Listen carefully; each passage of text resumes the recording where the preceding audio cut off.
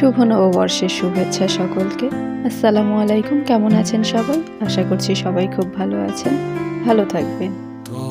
এভাবেই একে একে প্রত্যেকটা দিন, প্রত্যেকটা মাস, বছর সময় মতো সব চলে যাচ্ছে। আমরা আছি আমাদের জায়গায়। আমাদেরও জীবনের অনেক কিছু পরিবর্তন হয়েছে। সময় কারোর জন্য অপেক্ষা করে না, এটাই হচ্ছে সত্যি কথা।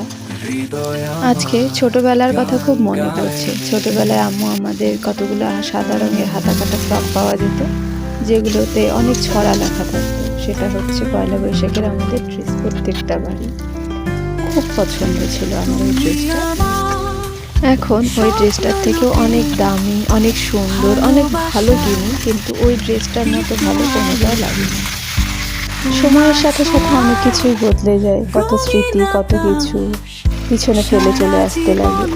সব স্মৃতি ভুলে যাওয়া যায় না, কিছু কিছু স্মৃতি মনে রাখাই ভালো, যাতে সেটা ভাবতেও ভালো লাগে, মনটাতে খুব আনন্দ লাগে। গল্প করতে করতে এদিকে রান্নাও প্রায় কমপ্লিট। কি রান্না হচ্ছে আপনারা তো দেখতেই পাচ্ছেন। এখানে আজকে রান্না হচ্ছে কাঁঠাল চিংড়ি। একটু কিছু আলু দেওয়া হয়েছে, আলু খেতে ভালো লাগে কাঁঠালের সাথে। রান্না প্রায় কমপ্লিট, তাই সব শেষে আম্মু একটু গরম মশলা গুঁড়ো এবং একটু ঘি ছিটিয়ে দিলে এবার এটাকে কিছুক্ষণ রেখে দেবে ঢাকা দিয়ে।